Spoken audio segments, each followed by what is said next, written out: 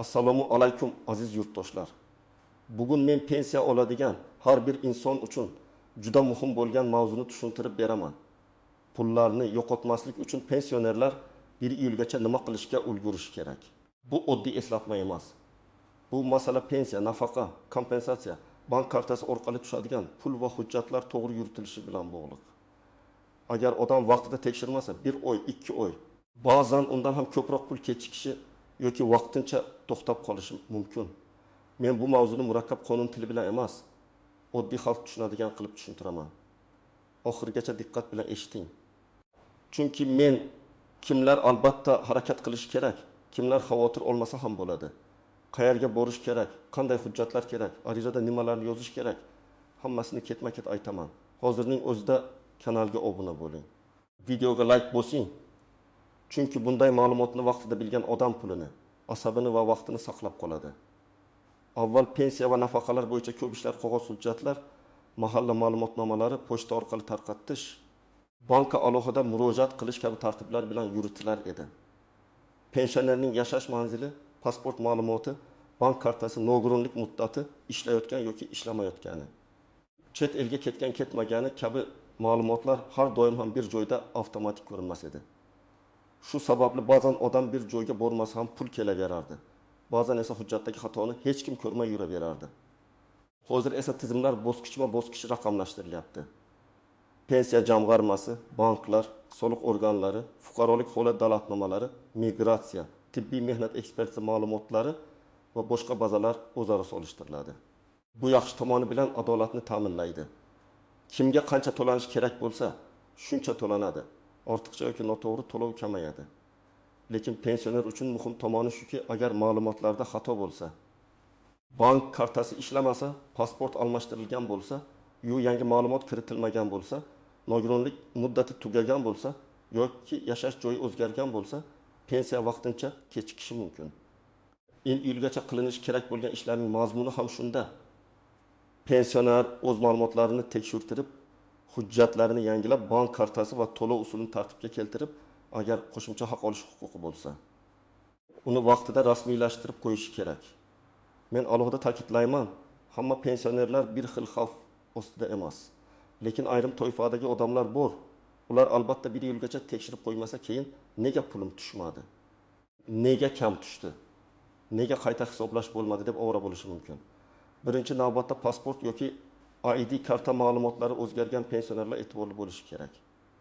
Masalan, Otaxon 2023 yilda eski pasportini ID kartaga almashtirgan, lekin pensiya jamg'armasiga borib yangi hujjat nusxasini topshirmagan. Bankda esa eski pasport raqami turibdi. 1 oy pensiya keladi, 2-chi oy ham keladi. Lekin tizim solishtirishda tafovut chiqsa, to'lov tekshiruvga tushishi mumkin. Shuning uchun mening kartamga pul kelib turibdi-ku deb xotirjam bo'lib yurish noto'g'ri. Asosiy savol, barcha joyda sizning ma'lumotingiz bir xilmi? Ikkinchi toifa, bank kartasining muddati tugagan yoki karta yo'qolgan pensionerlar. Ko'p onaxonlar kartani farzandiga berib qo'yadi. PIN kodni unutadi. Karta muddati tugaganini bilmaydi.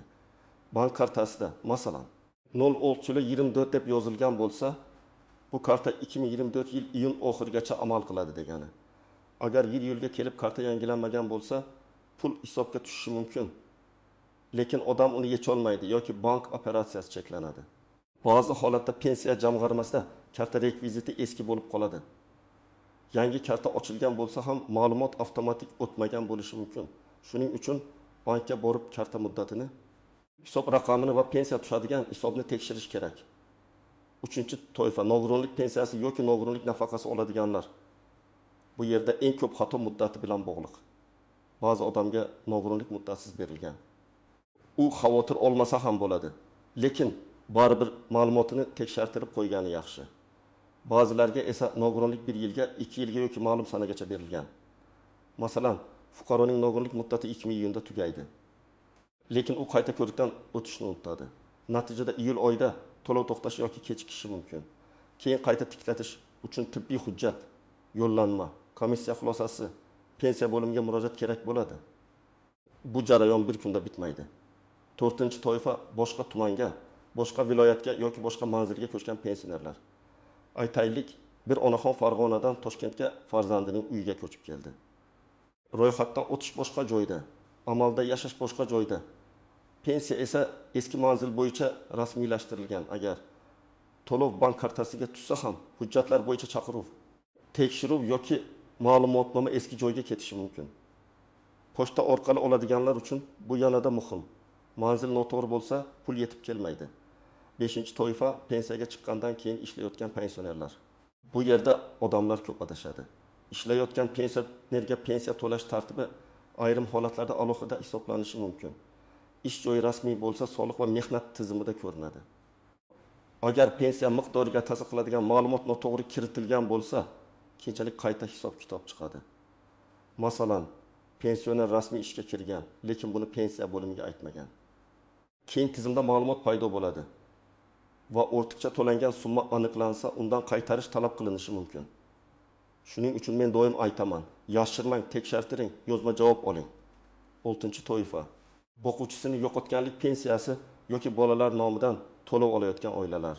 Bu yerda bolaning yoshi, o'qishi, kunduzgi ta'limda o'qiyotgani, nikohga kirgani yoki ishga joylashgani kabi omillar ahamiyatli.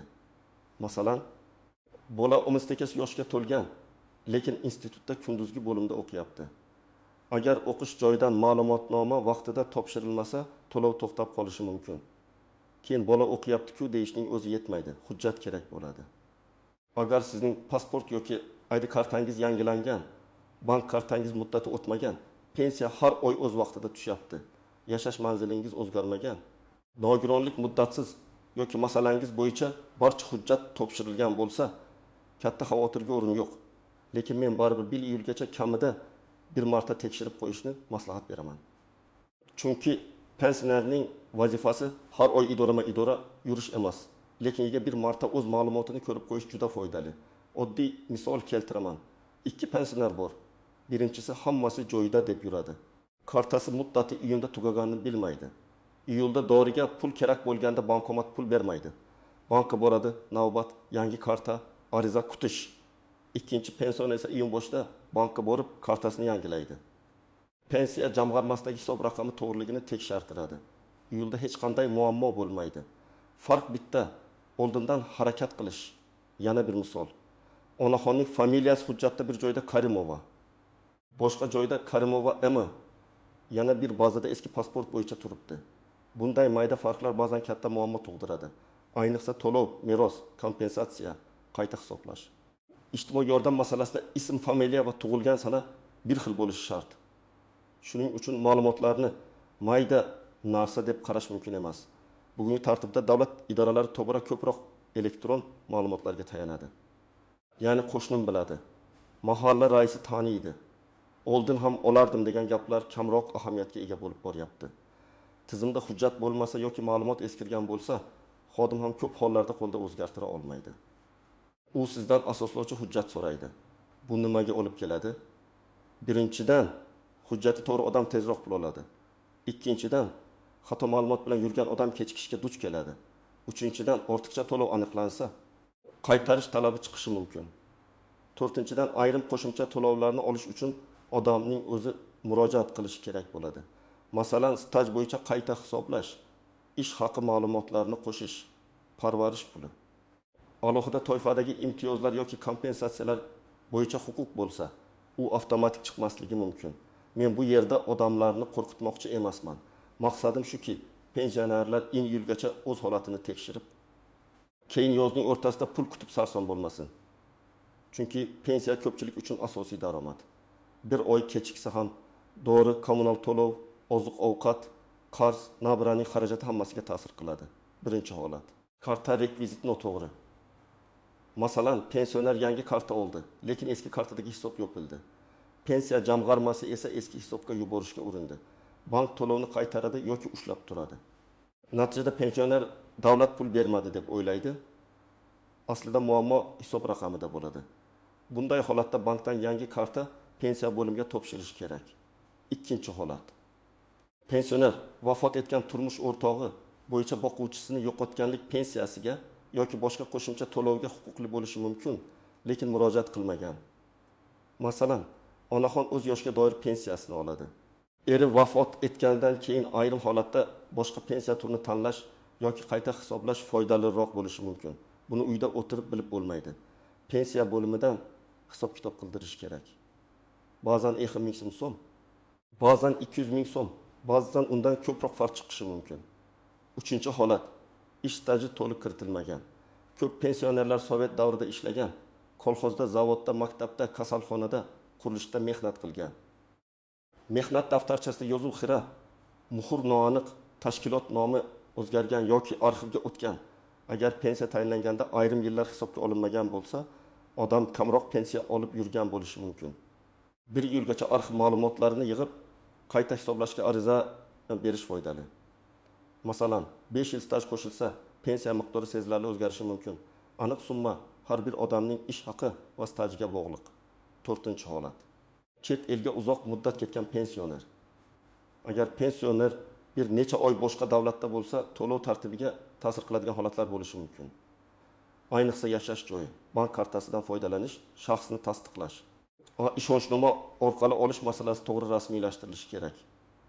Farzand kartadan pul olib tursa ham, huquqiy tomondan hammasi tartibli bo'lgani yaxshi. 5-holat. Ishonchnoma orqali pensiya olish. Ba'zi pensionerlar yura olmaydi. Kasal, yosh katta. Ularning o'rniga farzandi yoki qarindoshi pensiya oladi. Ishonchnomaning muddati tugagan bo'lsa, to'lov berilmaydi. Ishonchnoma notarial rasmiylashtirilgan bo'lishi. Unda aynan pensiya yoki bank mablag'larini olish vakolati ko'rsatilishi kerak. Onam aytdi degan gap bankda yetmaydi. Eng katta nozik jihat shuki, pensiya masalasida og'zaki gapga ishonib qolmaslik kerak. Agar siz idoraga borsangiz va xodim hammasi joyida desa yaxshi. Lekin muhim masalada ariza topshirgan bo'lsangiz, arizaning ro'yxatdan o'tgan raqamini oling. Elektron murojaat yuborsangiz, tasdiq raqamini saqlang. Bankka borsangiz, yangi rekvizitni qog'ozda yoki ilovadan chiqarib oling. Keyin muammo bo'lsa, sizda dalil bo'ladi. Ikkinchi nozik jihat, pensionerning nomidagi bank kartasidan boshqa odam foydalanishi.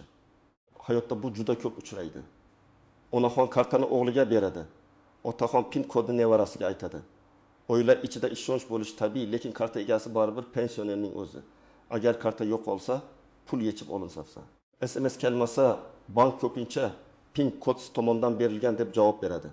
Shuning uchun kartani imkon qadar o'zingiz nazorat qiling. Kamida SMS xabarini o'z telefoningizga ulang.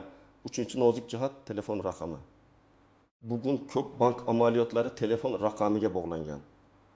Agar pensionerning bank kartasi farzandining telefoniga ulangan bo'lsa, pul tushgan tushmaganini pensioner bilmaydi. Ba'zan farzand chet elda bo'ladi, telefon ochadi. SMS kelmaydi. Shuning uchun bankka borib, karta va hisobga ulangan telefon raqamini tekshirish kerak. Agar kerak bo'lsa, pensionerning o'z raqamiga ulang. 4-nozik jihat. Qo'shimcha ijtimoiy yordamlar pensiyadan alohida bo'lishi mumkin. Masalan, kam ta'minlanganlik, parvarish, uy-joy, kommunal to'lovlari bo'yicha yordam, dori-darmon bilan bog'liq imtiyozlar, nogironlikka oid yordamlar. Odam pensiyam bor, demak hammasi shu deb o'ylaydi. Aslida ayrim holatda mahalla, tibbiyot muassasasi yoki ijtimoiy himoya organlari orqali alohida murojaat talab qilinadi. Agar siz yolg'iz yashasangiz, daromadingiz kam bo'lsa, og'ir kasalligingiz bo'lsa, nogironlik guruhingiz bo'lsa, albatta imkoniyatlarni so'rab ko'ring. 5-nozik jihat, ortiqcha to'lov. Ba'zi odamlar davlat o'zi berdi, demak meniki deb o'ylaydi. Lekin agar to'lov xato asosida berilgan bo'lsa, keyin uni qaytarish masalasi chiqishi mumkin. Masalan, hujjat muddati tugagan, lekin ma'lumot kech yangilangan, odam ishga kirgan, lekin ma'lumot vaqtida ko'rsatilmagan. Nafaqa huquqi tugagan, lekin pul tushishda davom etgan. Shuning uchun ortiqcha tushyapti. Indamay olay deyish xavfli. Keyin katta summa yig'ilib qoladi va qaytarish og'ir bo'ladi. Birinchi qadam, shaxsiy hujjatlarni tekshiring. Pasport yoki ID karta amal qilyaptimi? Familiya, ism, otasining ismi, tug'ilgan sana to'g'rimi? Hujjat almashtirgan bo'lsa, yangi ma'lumot pensiya bo'limida bormi? Agar yaqinda nikoh, ajrim, familiya o'zgarishi, pasport yo'qolishi yoki ID karta olish bo'lgan bo'lsa, albatta pensiya jamg'armasi bo'limiga murojaat qiling. Ikkinchi qadam, bank kartasini tekshiring. Kartaning amal qilish muddati tugamaganmi? Karta bloklanmaganmi? SMS xabar ulanganmi? Telefon raqami to'g'rimi? Pensiya aynan qaysi hisobga tushyapti? Bankdan karta rekvizitini oling. Agar karta iyun oyida yoki undan oldin tugasa, 1 yilgacha yangisini olib qo'ying. Yangi karta ochilganda. eski hisob avtomatik davom etadimi yoki yangi hisob raqami berildimi? Shuni aniq so'rang. 3-qadam, pensiya miqdorini tekshiring. Oxirgi oyda qancha tushdi? Oldingi oyda qancha edi? Qo'shimcha to'lovlar bor yo'qligini solishtiring. Agar birdan kamaysa, sababini yozma so'rang. Balki shunday bo'lsa kerak deb yuravermang. Pensiya bo'limiga borganingizda, mening pensiyam qanday asosda hisoblangan? Stajim necha yil? Ish haqi qaysi davr bo'yicha olingan? Qo'shimcha to'lovlarim bormi? deb so'rang. 4-qadam, staj hujjatlarini yig'ing. Mehnat daftarchasi, arxiv ma'lumotnomalari, harbiy xizmat hujjati. Farzand parvarishi bilan bog'liq hujjatlar, o'qish davri bo'yicha kerakli hujjatlar, ish joyidan ma'lumotlar borligini tekshiring. Agar eski ish joyingiz tugatilgan bo'lsa, arxivga murojaat qiling. Arxivdan javob olish vaqt olishi mumkin. Shuning uchun iyulni kutmasdan hoziroq harakat qiling. 5-qadam, nogironlik yoki tibbiy hujjatlarni tekshiring. Agar nogironlik muddati tugashiga yaqin bo'lsa, oilaviy poliklinikaga boring. Kerakli tekshiruvlardan o'ting. Tibbiy komissiya yo'nalishini oling. Hujjatlar kechiksa, to'lov ham kechikadi. Yura olmaydigan odamlar uchun mahalla, ijtimoiy xodim yoki tibbiyot muassasasi orqali uyga kelib ko'rish imkoniyatlari haqida so'rash kerak. 6-qadam, yashash manzilini tartibga keltiring. Agar doimiy ro'yxat boshqa joyda, yashayotgan joyingiz boshqa bo'lsa, sizga qaysi tartib qulayligini aniqlang. Pochta orqali olsangiz manzil ayniqsa muhim. Bank kartasiga olsangiz ham rasmiy yozishmalar to'g'ri manzilga borishi kerak. 7-qadam, ishonchnomani tekshiring. Agar pensiyani sizning o'rningizga boshqa odam olsa, ishonchnoma muddati qachon tugashini ko'ring. Unda pensiya olish, bank hisobidan pul yechish, ariza topshirish vakolati aniq yozilgan bo'lishi kerak. Agar pensioner kasalxonada yoki uyda yotgan bo'lsa, notariusni chaqirish tartibini oldindan so'rang. Eng avvalo tuman yoki shahar pensiya jamg'armasi bo'limiga murojaat qilinadi. U yerda pensiya ishi, staj, to'lov, qayta hisoblash, hujjatdagi xato, bank rekviziti kabi masalalar ko'riladi. Borishdan oldin pasport yoki ID karta, bank kartasi, mehnat daftarchasi, mavjud ma'lumotnomalar, nogironlik hujjati, ishonchnoma bo'lsa uning nusxasi. Telefon raqamingizni tayyorlab qo'ying. Bank masalasi bo'lsa pensiya tushadigan bank filialiga boring. Kartam ishlayaptimi deb emas, aniq savol bering. Karta muddati qachongacha, hisob raqamim faolmi? Pensiya tushadigan rekvizit shu hisobmi? SMS qaysi raqamga ulangan? Karta bloklanmaganmi? Agar yangi karta olsangiz, rekvizitni qog'ozda olib qo'ying. Mahalla yoki ijtimoiy himoya organlariga esa qo'shimcha yordam. Yolg'iz keksalar, parvarishga muhtojlar, kam ta'minlangan oilalar, nogironligi bor shaxslar bo'yicha murojaat qilish mumkin. Poliklinika va tibbiy komissiya esa nogironlik, parvarish, kasallik bilan bog'liq hujjatlarni tayyorlashda kerak bo'ladi. Agar pensiya bo'limiga ariza bersangiz, juda murakkab yozish shart emas. Men oddiy nomdan aytaman, menga tayinlangan pensiya miqdori, ish stajim, bank rekvizitlarim va shaxsiy ma'lumotlarim to'g'riligini tekshirib berishingizni so'rayman. Agar qayta hisoblashga asos bo'lsa, qonuniy tartibda qayta hisob kitob qilib berishingizni so'rayman. Keyin sana imzo, telefon raqami yoziladi. Agar bank rekviziti o'zgargan bo'lsa, pensiya to'lovlarimni yangi bank hisob raqamimga o'tkazib berishingizni so'rayman deb yoziladi va bank rekviziti ilova qilinadi. Agar staj qo'shish kerak bo'lsa, ilova qilingan arxiv ma'lumotnomasi va mehnat daftarchamdagi yozuvlar asosida ish stajimni qayta ko'rib chiqib, pensiyamni qayta hisoblab berishingizni so'rayman deb yoziladi. Muhimi, arizani topshirganda qabul qilinganini tasdiqlovchi belgi yoki raqam oling. Elektron shaklda yuborsangiz, javob kelganini kuting va saqlang. Hech qachon hujjatning yagona asl nusxasini topshirib yubormang. Kerak bo'lsa nusxa qoldiring, aslini ko'rsatib qaytarib oling. Men farzandlarga ham alohida aytmoqchiman. Ota-onangiz pensiya oladigan bo'lsa, o'zlari biladi deb qo'ymang. Bir kuni bankka birga boring, kartasini tekshiring. SMSni ulan hujjatlarni papkaga solib qo'ying. Mehnat daftarchasi, pasport nusxasi, pensiya guvohnomasi, bank rekviziti, tibbiy hujjatlar, ishonchnoma, arxiv javoblari alohida tartibda tursin. Katta yoshdagi odam hujjat sanasini unutishi mumkin, lekin buni vaqtida tekshirish oilaning vazifasi. Lekin bu yerda yana bir muhim gap bor. Ota-onaning kartasini o'z manfaatimiz uchun ishlatish, pulni ularning roziligisiz yechish, keyin qaytaraman deb olish mutlaqo noto'g'ri. Pensiya ularning dori-darmoni, oziq-ovqati, ehtiyoji uchun. Agar siz ularga yordam bermoqchi bo'lsangiz, eng avvalo ularning pulini himoya qiling. Demak, 1 iyulgacha eng muhim ishlar shular. Pasport yoki ID ma'lumotlarini tekshirish, bank kartasi va hisob raqamini yangilash, pensiya bo'limida shaxsiy ma'lumotlar va pensiya miqdorini aniqlashtirish. Nogironlik muddati bo'lsa, uni kechiktirmaslik, staj va arxiv hujjatlarini yig'ish, yashash manzili va ishonchnomani tartibga keltirish. Bu ishlar qiyin ko'rinishi mumkin. Lekin vaqtida qilingan bitta tekshiruv keyinchalik bir necha oylik sarsonlikning oldini oladi. Men ekspert sifatida sizga eng asosiy maslahatni beraman. Pensiya masalasida kutib o'tirmang. Og'zaki gapga ishonib qolmang. Hujjatni tekshiring, ariza bering, tasdiq oling. Ayniqsa 1 iyulgacha vaqtni boy bermang. Chunki pul vaqtida tushishi uchun tizimdagi ma'lumot ham vaqtida to'g'ri bo'lishi kerak. Pensiyangiz kechikkanmi, kartangiz muddati tugaganmi? Qayta hisoblash qildirganmisiz? Izohlarda yozib qoldiring. Boshqa pensionerlarga ham foydasi tegadi. Videoga like bosing, kanalga obuna bo'ling va bu videoni ota-onangizga, qo'shnilaringizga, qarindoshlaringizga yuboring. Bir odam vaqtida xabar topsa, uning pensiyasi, sog'lig'i va xotirjamligi saqlanib qolishi mumkin.